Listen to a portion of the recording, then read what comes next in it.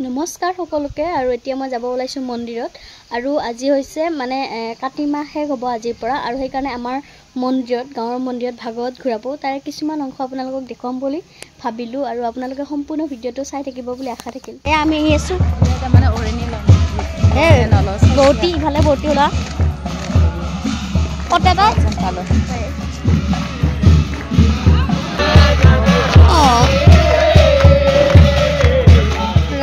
মানে ভাগৱত ঘূৰাব ষ্টাৰ্ট কৰিছে আৰু সেইকাৰণে এইফালে আহি আছে গাঁৱৰ মানুহখিনি আৰু সেইকাৰণে মানে পদূলিয়ে ধূপ চাকি জ্বলোৱে আৰু ময়ো মানে আগত আহি ধূপ চাকি জ্বলাব লাগিব ইফালে মা গামোচা চামোচা দিছে আগত ঘূৰিলে বোলে গামোচা দিব লাগে পাৰি পেলাই হয়নে বৌ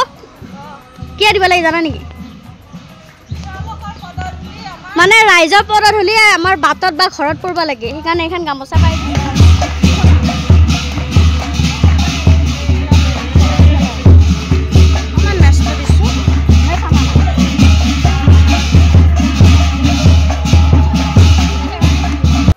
আৰু আপোনালোকক এটা কথা কওঁ মানে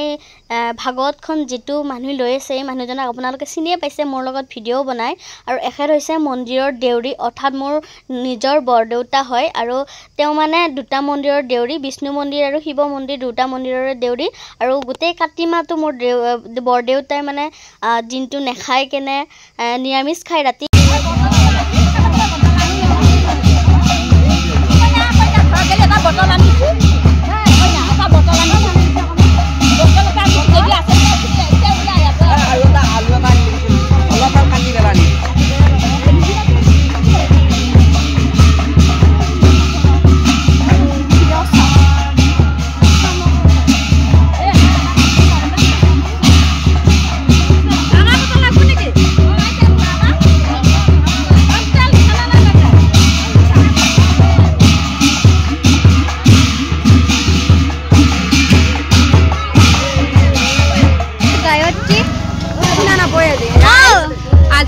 ভাগৱত ঘূৰোৱা আছে তাৰে শোভাযাত্ৰাত আমি এতিয়া আমি আহি মানে আমাৰ বিষ্ণু মন্দিৰত উপস্থিত হৈছোহি আমাৰ বিষ্ণু মন্দিৰটো দৌল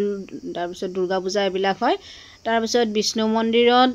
নাম কীৰ্তন কৰি ভাগৱতখন অকণমান সময় থৈ এয়া আমি আলিগাখৰ বুঢ়াগোসাঁই মন্দিৰত উপস্থিত হৈছোহি ইয়াৰ পিছত বুঢ়াগোসাঁই মন্দিৰৰ পৰা আকৌ আমাৰ যাত্ৰা হ'ব গোটেই গাঁওখন যিহেতু কেইবাটাও মন্দিৰ আছে প্ৰত্যেকটো মন্দিৰে আমাৰ ভাগৱতখন মানে ৰখাই নাম কীৰ্তন পৰিৱেশন কৰিব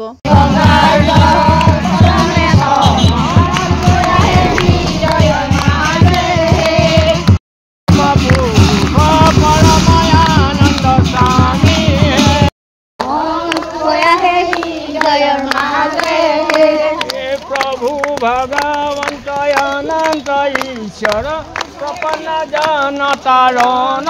है नामे गंगार श्री राम जय सनातन है निजर नामे मूलधारा है श्री राम जय सनातन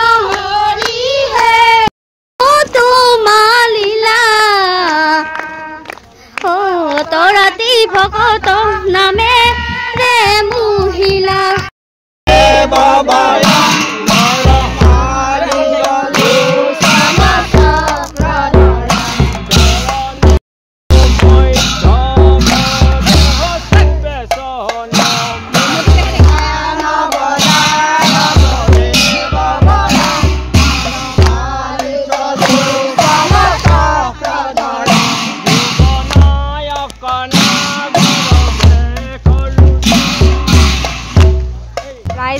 ভাগৱত যাত্ৰাত শোভাযাত্ৰাত ঘূৰি ভাগৰ লাগছি অকণমান বহিছোঁ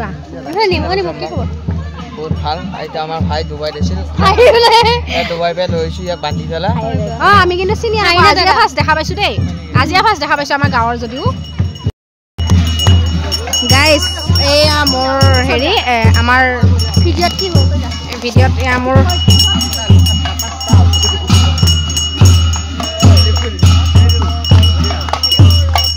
আমাৰ চিনেমাত ৰিয়েল লাইফত মোৰ যি স্বামী হয় তেখেতে আমাৰ মন্দিৰৰ দেউৰী ভাগৰ লাগিল আৰু এইকাৰণে চাৰিখন লৈ চাহ খাব ওলাইছোঁ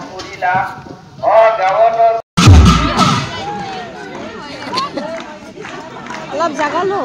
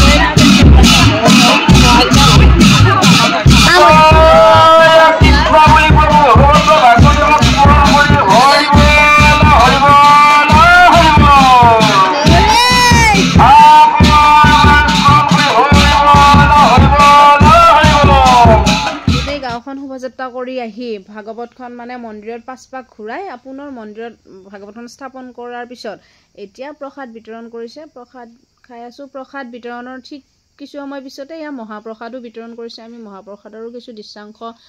ভিডিঅ' কৰি ৰাখিছিলোঁ আপোনালোকৰ